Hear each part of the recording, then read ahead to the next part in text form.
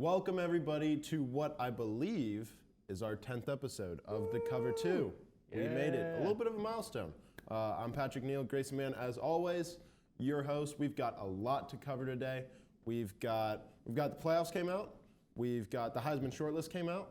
But, a lot of stuff. But first, we probably got to talk about a few new coaching hires. Let's start with one that's going to hurt us. Probably hurts our hearts a little bit. Brett Venables, he has moved on. He has gone to the University of Oklahoma, where he spent 12 years under Bob Stoops from 1999 to 2011. So he's got a little bit of experience out in Norman. He played and worked for Bill Snyder as well at Kansas State. So back before it was the Big 12, I believe, when it was called the Big 8.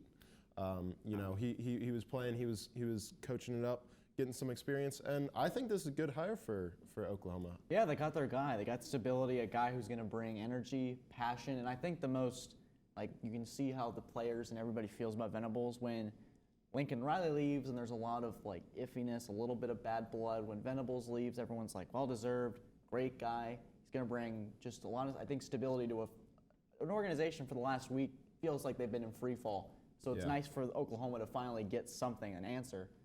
So we'll see how it plays out. He's gonna help steady the ship, I think, and he is a very, very good defensive coach. Players love him. I think he'll create a great environment for Oklahoma, and he brings a lot of prestige, a lot of winning mentality. He is 13-2 all-time in conference championship games, and has a few rings himself. So I think it's a very, very good hire. I don't know how much better Oklahoma really could have done. Yeah, and you know what they're going to bring? Hey, they're going to the SEC this year. They only averaged 1.5 points per game. So they played Georgia, who's in the playoff. They played the little brother, who's not in the playoff, but still. University of South Carolina. They have. So the Venables clearly has experience. That's true. That's true. He's got some experience. It against definitely does SEC not teams. faze him. The last time he played Alabama, gave up 16 points to Tua in that amazing offense with draft players all across the board. So he's not. This isn't going to be oh no, how is he going to react to SEC? He's done it before. He's played the best of the best. He's played quarterbacks like Justin Fields, Tua. He's very much Braxton Miller at first Orange Bowl. He's very prepared. He's very ready. I really like this hire. I like it a lot too. But who do you think might replace Venables at Clemson? Because Clemson now has a big hole to fill. They do. This is the first time in a while too where the culture of Clemson is going to be tested because it the really players. Is it going to be the coach that keeps them there, or is it going to be the culture, the thing that Dabo's preached for years? This is the first time in a while where the culture of Clemson is going to have its first real test. I think the hire, the perfect hire, not necessarily the one they should start looking at is Manny Diaz from Miami. And now I think a lot of you are going to hear that and go, well, didn't do that well again with what he had at the program? They're not really where they are, and obviously they're hiring Cristobal, which we'll talk about in a second. But I think for a lot of coaches, you saw this in the NFL with Dan Quinn, who with the Falcons, it was you can only manage so much. One man, it's a very, very tough ask to be able to manage player, personnel, settings, matchups, all this stuff, and then be able to focus on defense. Being able to focus on one thing on the field and be honed in. So, hey, I know what I have to focus on each week. One specific thing, I think Manny Diaz would excel, especially in an environment like Clemson, that they're going to be able to really put him out in a great position. Yeah, I think if you're asking him to just kind of focus on one specific thing, I think he can be a lot more successful than being a head coach like at Miami. But I think, Clemson is kind of known for hiring within their own kind of staff. So you got Todd Bates, the current D-line coach, Mike Reed, the current cornerbacks coach. So maybe those two guys are possibilities.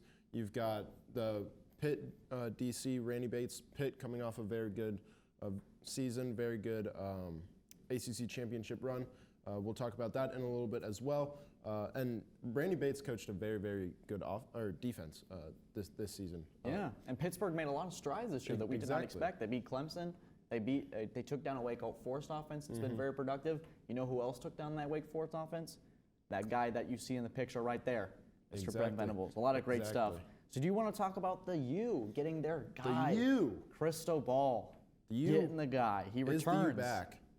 Is he what? Is the U back? We'll see. We've got a lot of historically great great programs getting, I think good coaching hires this year. Yeah, I mean, the college football is much better when schools like Michigan, USC, and Miami are better. Of course. And you've got USC, you got Lincoln Riley going over there. You've now got Mario Cristobal leaving Oregon, heading to the U, heading to Miami University. He returns to his alma mater, where he was able to win 2 national championships in the early 2000s as an offensive lineman. Oregon had approached him with an increased contract offer, but he did not take it. He wanted, I think, we saw with these past 2 games where they played Utah. I think we kind of saw that Cristobal had his mind kind of set on other things because Oregon was not ready for Utah. Either of the 2 times they played this season. So that might be why they kind of struggled, because Cristobal was kind of focusing potentially on this Miami job opening. And Miami also got, it looks like, I don't know if it's certain, but it's looking like they're getting Dan Radakovich, Clemson's current athletic director. He was also he also went to the University of Miami, I believe. Another great hire. They're Exactly. doing a complete overhaul of their athletics department. So Clemson's getting stripped of a lot of success, but or a lot of pieces that have led to their success. But yeah, I think there's a good hire for the U.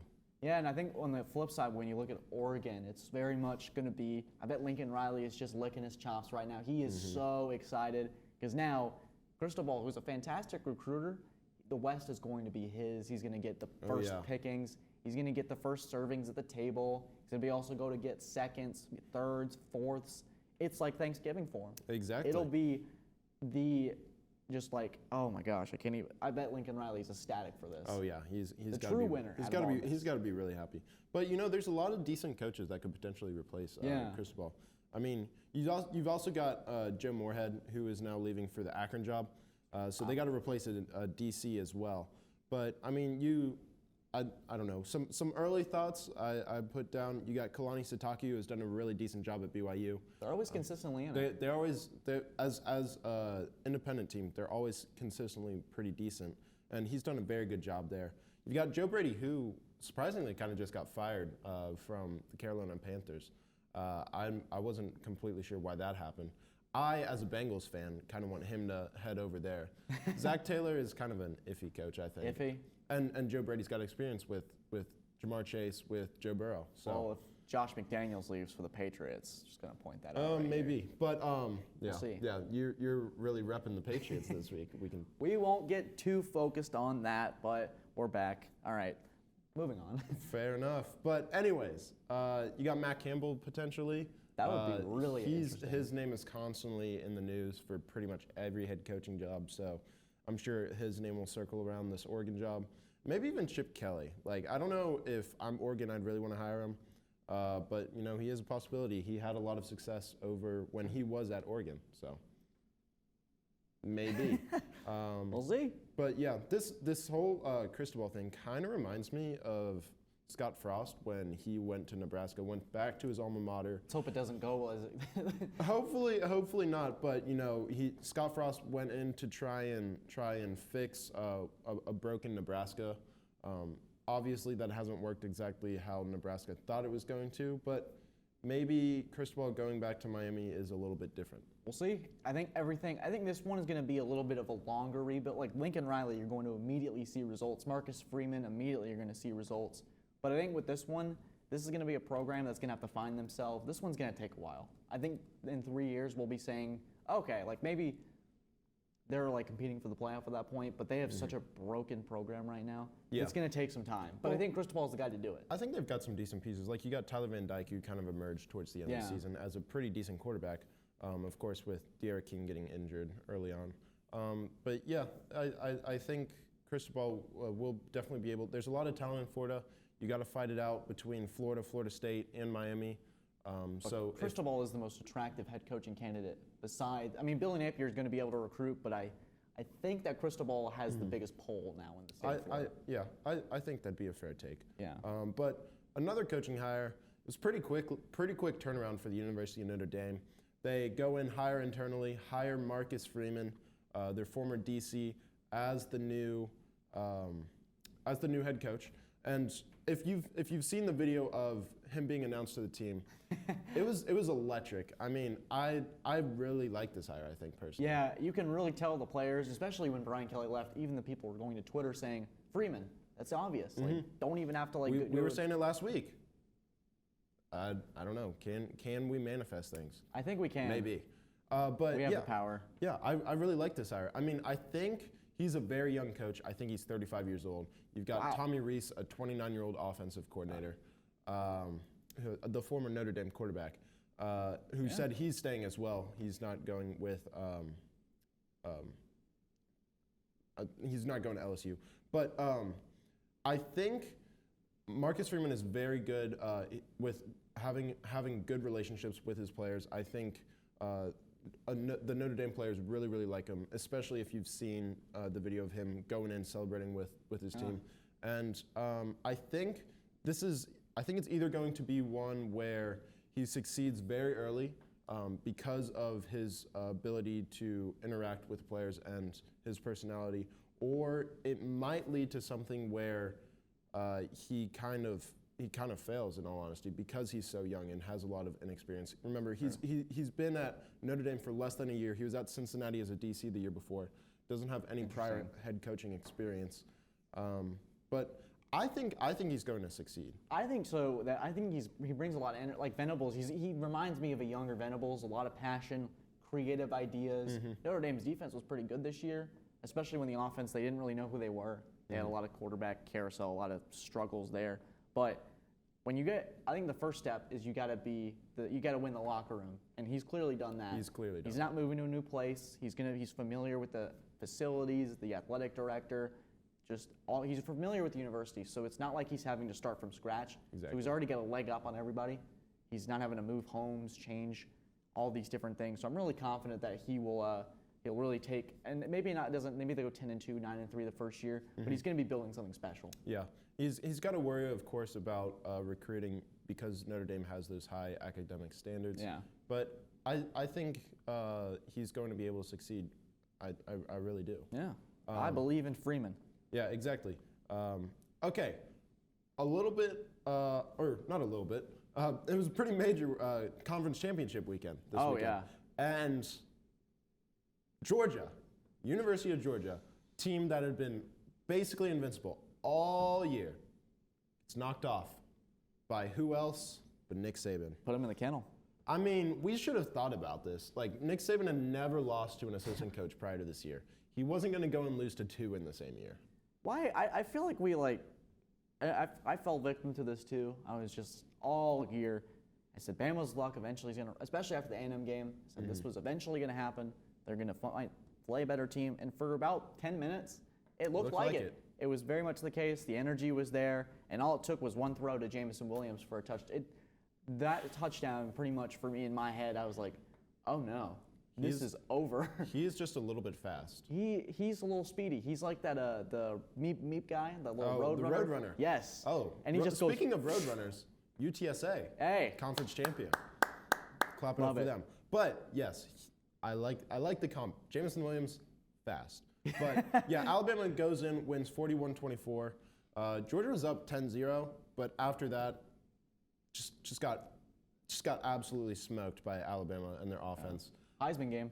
Heisman game for Bryce Young. Yeah, I think he's basically a lock at this point, but we'll talk about that a little bit later. Yeah, Jamison Williams went off, 7 receptions, 184 yards, 2 touchdowns. John Mechie unfortunately tore his ACL, so that could be something to look at going forward for Alabama because Jamison Williams, I think, is the more important receiver for Alabama because he stretches the field so much vertically. But Mechie is still very important. Yeah, he's somebody like all of them. That's so underrated about the Bama receivers is they all know their assignments. They run fantastic routes. This will get Slade Bolden involved more. Their little Wes Welker type receiver. And Bryce Young, I watched his interview with Kirk Herbstreit. I love the kid. He's so well mannered, so calm. His demeanor. He's very aware of like what's going on around him. Even with this NIL stuff, I mean, they're now professionals in a sense. It sounds like he's a 5-year veteran in the NFL. Just the way he carries himself, emotionally. Like after that touchdown to Jamison Williams, could have easily like gotten super hyped up or really just like let himself get lost in the moment.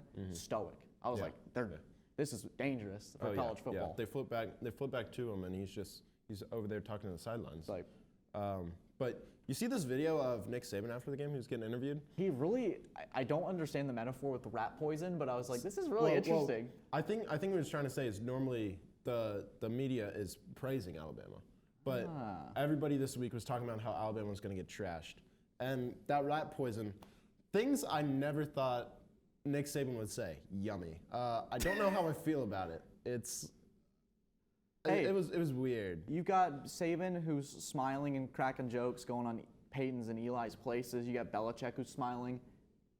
Order is restored. You love getting the Patriots involved. Order is restored. Yeah, exactly. Yeah, I mean, you see like these random moments where like Nick Saban is like a personable guy. Yeah. Like you get the.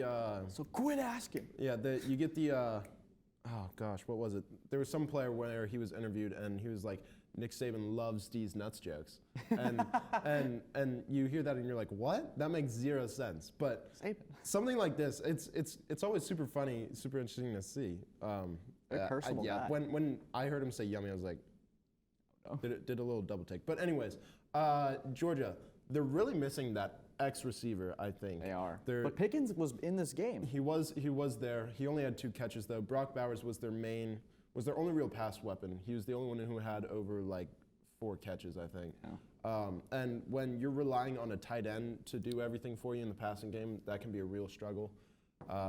So if Pickens is healthy by playoff time, it might be a different story, but ACLs do take a while to come back from. Yeah. So. And the one good thing this could be for UGA is it's just a slap in the face. Yeah. To just say, you're not as good as you think you are, and now you got a month to get over it, and you got a month to prepare and find something new, back to the drawing board. It's not like they have to go play Michigan next week after getting their just getting annihilated. Yeah. They get to really take it for what it's worth, get that blessing in disguise, and be able to go back in and be refocused. Now, do they beat Michigan? It's a conversation for another episode, but we'll see. We will see. But yeah. I had a lot of friends who go to the University of Georgia, and that must have been. Being able to talk to them was quite something. It was pretty funny. Roll Tide. I sent a lot of that video of the license plate. I know what you're talking about. Yeah. The Tide does. Yeah, but that was fun. I enjoyed that. I'm not gonna lie. I enjoyed that. Therapeutic after that as Clemson game. Clemson was not able to play for anything really. It was kind of fun to be able to do that. But another conference championship, Michigan stunted on Iowa. They're my new Auburn. I really love Michigan.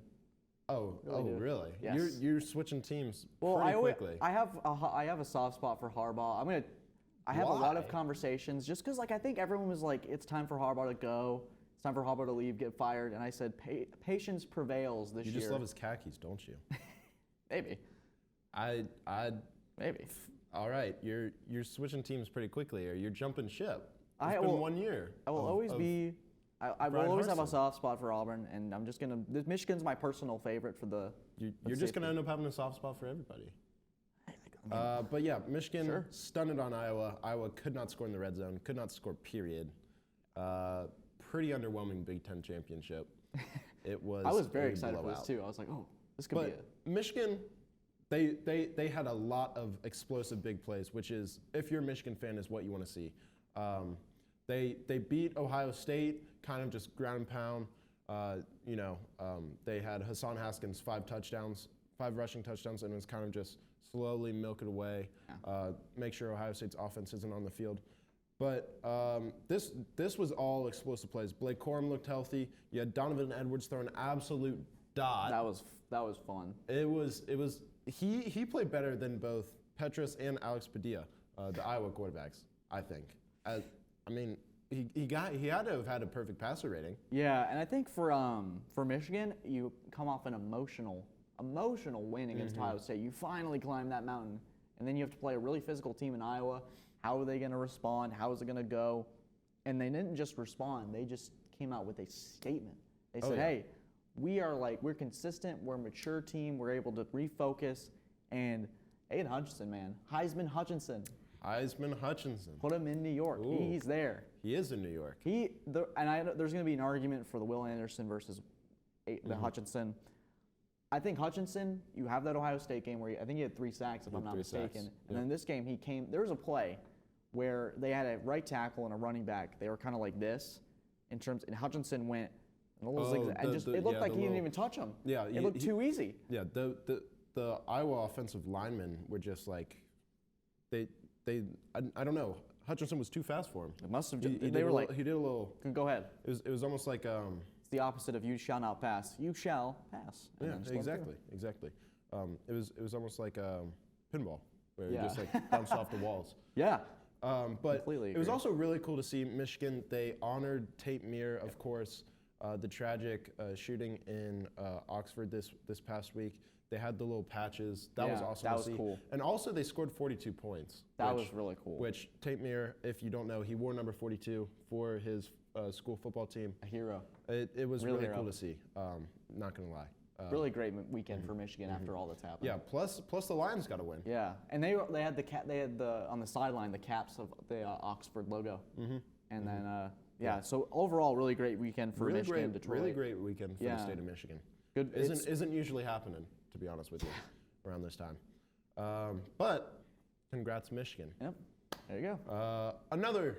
This one was the best game of the weekend, in my opinion. I loved this game. Oh, this was a great game. Baylor pulls it out against Oklahoma State. Oklahoma State that close to potentially being in the playoff. It was like that Super Bowl, Steve McNair. Yeah, exactly. Or the Indiana versus Penn State game last year. But they actually got it. Unfortunately, you're gonna rub some Oklahoma State fans the wrong way. I don't know very many Oklahoma State fans, but yeah, I'm sorry, Oklahoma State. You guys were very close. You were just short. But Baylor, it was safety Jaron McVeigh, if I'm saying that correctly. He made a great play to make sure. I thought he had it too. I thought so too. He was getting to the edge, and I'm like, oh, there's no way he's not scoring this. I thought he could have cut that too a little earlier and kind of try to make a maybe, move. but I think he was dead set on just. Yeah, but unless you're really playing in that moment, you can't really tell. Yeah, that's just me armchair QBing at that point. Yeah, exactly. But it was really the tale of 2 different QBs. Yeah. It was Blake Shapen, the backup quarterback for Baylor. Of course, Jerry Bohannon was out with a hamstring injury. Blake Shapen, 23 of 28, 180 yards, 3 touchdowns, completed his first 18 passes, I believe. He was on a roll. He was on fire. I don't know where he came from too. I was like, wait a second, I don't remember watching him. It was pretty impressive. But then on the other side for Oklahoma State, you've got Spencer Sanders, career high 4 interceptions. You can't be doing that in the Big 12 championship. Gotta calm down. I'm sorry, but I mean they still almost won, which is pretty impressive. I think this is the second time Baylor's played in a conference championship game with a backup. I believe it was 2019 where they played Georgia in the Sugar Bowl, and they had to. They're playing Oklahoma, who ended up going to the playoffs, I believe. But Baylor had a backup in that game, and they rotated through 2. It was ridiculous because I think Shapen went down for a second. He had an injury. He did. I don't know if the other quarterback threw a pass or not though. I think he ended up staying in, but I knew it was definitely hurt feeling that one. But Baylor did a lot of their damage to the air, which throughout the season has not really been the case. They've been more of a run-heavy team. Same with Oklahoma State, but Jalen Warren was not playing this game. I'm not sure if they ever said why. I mean, I'm assuming he was injured. He was on the sideline suited up. He was dressed too. There has to be something internal that was going on because I don't remember seeing a report that he was hurt. I don't either. I mean, maybe it was something kind of like Jerry Bohannon where he was also dressed, but like emergency, just in case. Yeah. But I mean, they only had 70 total rushing yards, so definitely hurt their them. ground game really suffered. Probably why Sanders threw so many picks because this season I don't think Sanders was necessarily they very much limited his amount because they were very much defense run heavy. So this was a game where Sanders had to step up and he certainly did not do that. So. But yeah, now Baylor gets to play in a New Year's Six Bowl. Yeah. So good for them. Second year of Dave Aranda. Yeah, exactly. And Dave Aranda, after their 2020 season, in which I believe they went 2-6, if I'm correct. Yeah, they didn't have a great season last year, but a great turnaround for them. But yeah, good win for Baylor. On to Pitt. They beat Wake pretty badly. This past weekend in the ACC championship. Fake slide. Oh, the fake slide. That's something we got to talk about. I mean, that was dirty. That was dirty. That was. Ooh. But there's a larger conversation if like that continues. What does that impact? How does that impact targeting? How does that impact defenders? Because like if a quarterback is going into slide and he's giving defender himself hits up. him, and the defender hits him, that's defender out of the game. Yeah. But now they've got to be able to prepare for the potential fake slide. So it puts defenders in a really, really bad situation. So I think that's the first time I've ever seen that actually. I've always like, I don't know, occasionally I would think about it and be like, why does nobody ever like fake slide? I guess he just like tried it out that one. He was like, you know what? And it worked perfectly. Yeah. It was pretty sick too. But I think if it continues to happen more, it might cause a greater issue. Yeah, they'll have to like review it. I think we won't really see it as much because I think the amount of athleticism required to be able to do that and then continue to keep running at such a high speed. Mm-hmm. I mean, I'm surprised we haven't seen like Lamar Jackson or some Malik Cunningham or somebody who can really run. Just try that. That's the new trick in the rule. That's a new one that I haven't seen. But like you said about targeting, new one unlocked. I've always been an advocate for two separate standards of targeting. Like I think so too. Like they have flagrant fouls in the NBA. You exactly. have like targeting one, which is a 15-yard penalty, but the player stays in and it counts as an unsportsmanlike. Yeah. And then because some of them where they're sliding and giving themselves up and the player's like going like this, like the Skalski one, that would have been considered a targeting one. This is a tangent, but I've always wanted to talk about it. Yeah. I the Skalski one is like the Skalski and Sean Wade one from last year. They shouldn't have been. Yeah, they shouldn't. Ejected. It's a technical 15-yard penalty because the helmet made contact. Like the Sean Wade one with Trevor Lawrence, that could be a 15-yard penalty, but not a reason to eject them.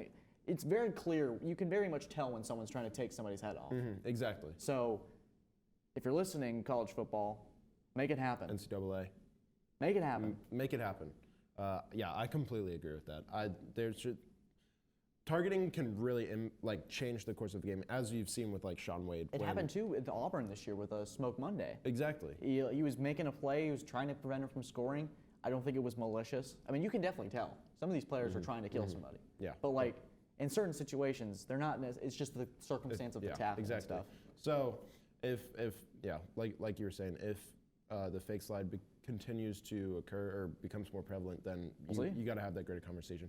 But Pitt, they allowed Wake to score in their first 3 possessions. After that, held them scoreless for the rest of the game. Yeah.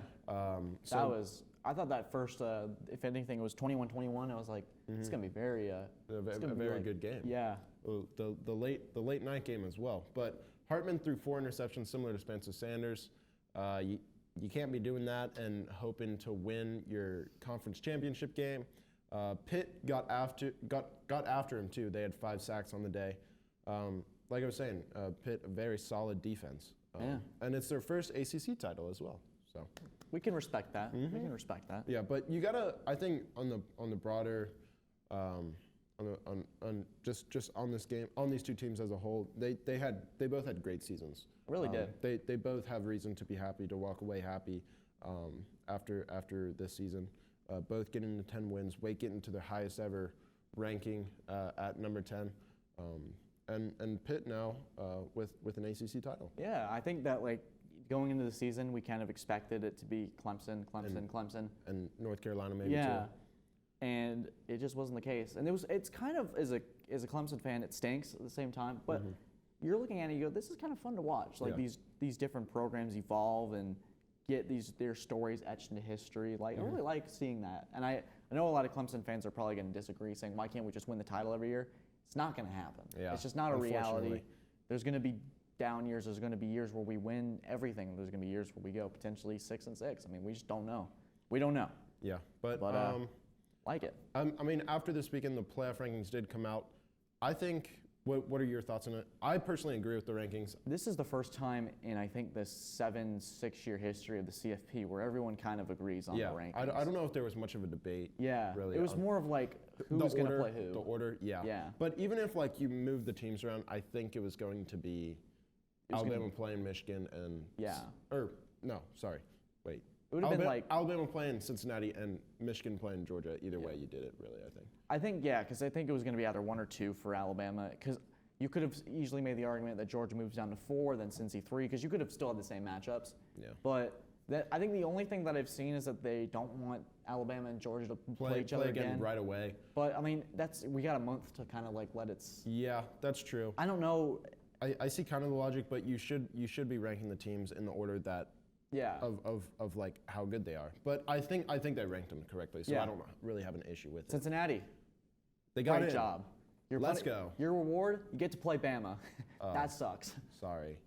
Yeah, but now they got to represent for the group of 5. They do. They really have to show out. They broke that glass ceiling. They can't go out there and get absolutely smoked, because then that's just the committee is never going to want to put a group of 5 team in again. But I don't know if they will get smoked. I think they can keep it a close game.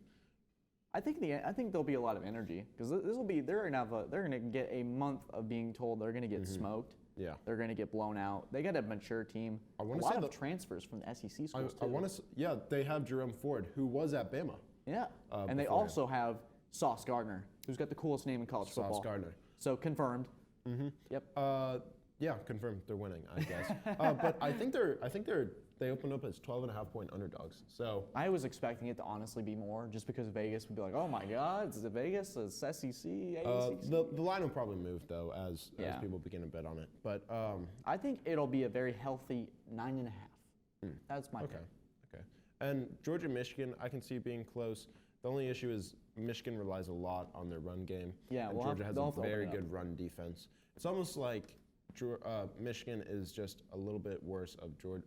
Yeah, we talked about that actually after the Ohio State game, is that they're the mirror of Georgia, just a little less just mean. But maybe Aiden Hutchinson can go off. Maybe he can go absolutely crazy. Will he have a Heisman Trophy too? Potentially, I don't think so. Definitely not. If we want to talk about the Heisman Trophy, shortlist came out.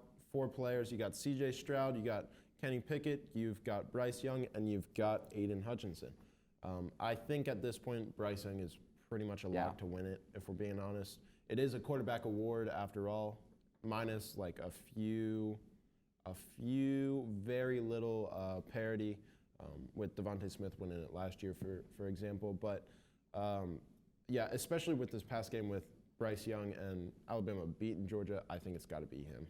I'm surprised too. Kenny Pickett's stats are actually really freaking good. They are pretty decent. Kenny Pickett, C.J. Stroud, and Bryce Young all have very similar stats. Yeah. They're very close. They all have around 4,000 passing yards, 40-ish passing touchdowns. Bryce Young has 4 interceptions. Stroud has 5. Pickett has 7, and Pickett has a little bit better rushing statistics, but not eye-opening to where it's a big factor. But it's going to go to Bryce Young. I think so. But I'm sad to not see Will Anderson at least on the short list. Yeah. I wish they bring in 5. They've done them before. They've done 5 before. They've brought the same 2. They've brought, like last year, they had Mac Jones and Devonta Smith as finalists from the same school. They've done that with like Baker Mayfield and I think it was D.D. Westbrook, I believe. They were. I think. I could be really wrong on the receiver, but I know Baker Mayfield was one of them. I don't know if... No, it was Marquise Brown. Yeah, Marquise Brown. Marquise Brown. But D.D. Westbrook might be a little bit too behind. I think it was before Baker Mayfield. That was the Lamar Jackson year, if I'm not mistaken, right? Yeah. I don't quite remember. But anyways, like we were saying, Will Anderson actually has better stats than Aiden Hutchinson on the year. But like we said earlier, Hutchinson has performed in the biggest games. He's got 3 sacks versus Ohio State, 3 versus Penn State, and then 1 versus Iowa and 1 versus Michigan State. So he has performed in those biggest games. Anderson, not as much. I believe in the 4 toughest games he played: Auburn, Georgia, Arkansas, and A&M. He's got like 2 sacks combined. Yeah. So that makes a little bit of sense. But I would have liked to have at least seen him on the plane in New York. Yeah, that would have been cool. I mean, I think it gives some defensive guys some love. But with Hutchinson, with the Michigan game, the only reason I kept watching it was just like I was glued to the screen on 97. He just has that presence about like. He almost has the narrative more so than Will Anderson. I think Will Anderson kind of gets overshadowed too by Bryce Young. Bryce Young. So he's having to share the spotlight. He's taking votes from somebody else. Exactly. But I want to talk about this real quick. Stroud, while he probably won't win the Heisman, he has been pretty impressive, and now Quinn Ewers is transferring. Yep. I don't know. I mean, Ewers came in, played 2 snaps for Ohio State, reclassified and is now transferring, He's which a is a little millionaire. bit puzzling to me, I'm not going to lie. The millionaire freshman QB. Who's not really a freshman. He should be a senior in high He's school. like a weird, really odd mix. It's really, this is the first time, it's like Kevin Garnett or LeBron going to the NBA at like 18. We're seeing how the NIL is impacting people. I mean, I guess like it's looking like he did that solely because of money. I don't blame him. I mean, heck, someone told me to go to a different school. Fair enough. I do know that when he was interviewed about reclassifying, and it went. Part of the reason he did reclassify is because the state of Texas wouldn't let him profit off his name. Oh yeah. I remember it was like a court case or something, right? Might not have been that extreme, but I remember might not being, have been a court case, but I do remember reading something about that. Quinn Ewers is transferring, so that'll be interesting to see where he goes. It's looking like it might be a school in Texas, A&M, Texas Tech. That'd be huge for A&M. Back to Texas where he was originally committed. Texas has been a little bit better this year.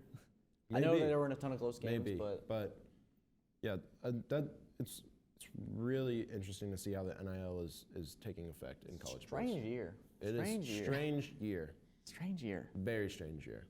There's a lot of, they're the guinea pig year of the NIL. There's a lot of stuff that I didn't expect to see coming. Yeah. But at the same time, it kind of was more calm than I imagined. It felt like, yeah. I think a lot of people were like, college football's over, it's ruined, it's all this stuff, but the game's still there. The players are still playing for. Exactly. They're not. I mean, some of them are going to earn life-changing money, but not all of them. Mm-hmm. So, but we'll see. I mean, we've got a lot to wait and see how it's going to impact. I don't think it's done only yet. The first year. So. I don't think they're done yet. I think that the players, the more power they get, the more they're going to get an association. Mm-hmm. Soon they're going to be like salaries. I'm 5-10 years down the road, I could still. I hope not. This is I a healthy agree that medium. they should be paid, but I don't know if the university should be paying them. Yeah. I don't think. I think they've reached a healthy medium, but I could see it going in a different direction, depending on how the leadership and the players. I mean, you saw what the players could do with the COVID stuff. They were able, like Trevor Lawrence and Justin Fields, like rally the college football community to kind of play that 2020 season. So we'll see how they rally together. I mean, it's not really as noble as a cause, I guess, depending on how you look at it. But I like though how it puts it on the players to brand themselves more so than like them being paid, because college sports is, after all, supposed to be amateur sports. Yeah. So if the athletes themselves are able to market themselves and put out their own brands, I'm all for it. But you know there is a lot of, I think, gray area in between that. There's there's a lot of questions still, but I think based on what we've seen this year, I can live with it. I think so too. But you have anything else before we wrap up?